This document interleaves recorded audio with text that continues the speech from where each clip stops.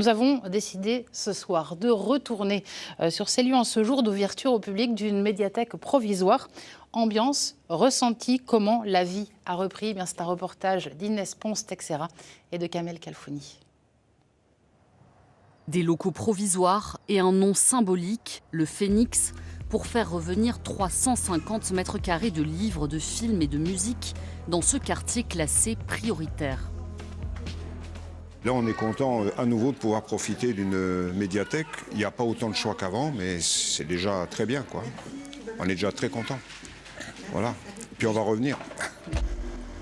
À quelques mètres de là, la démolition des ruines de l'ancienne médiathèque Jean Massé vient à peine de commencer. 130 000 documents et tout un bâtiment réduit en cendres lors des violences urbaines du 30 juin 2023. 8 mois après les faits, le vide laissé par l'incendie volontaire de la plus grande médiathèque de l'agglomération est toujours palpable. Ils sont dégoûtés, les gens, surtout quand on passe devant, qu'on voit ça, c'est vrai que ça fait mal au cœur. Les écoles sont un peu dégoûtées aussi, parce que les enfants, c'est vrai qu'ils les ramenaient pour faire des activités dedans, prendre des livres, et puis ça les intéressait aussi. Moi, je vois par exemple, je prends mes enfants qui aiment bien prendre le téléphone dans la main. De par l'école, ils aimaient bien, ils disaient « Ah maman, on peut y aller prendre des bouquins, c'est bien, j'aime bien ». Pour de nombreux habitants de Borny, le traumatisme est encore présent.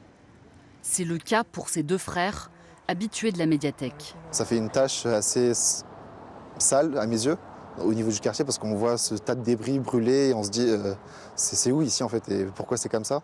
Et donc il y a tout de suite un amalgame avec les habitants du quartier, etc. Ce qui a brûlé, c'est pas que la médiathèque, mais c'est aussi le cœur même de ce quartier et le cœur même des habitants de ce quartier. Vous voyez, c'était un lieu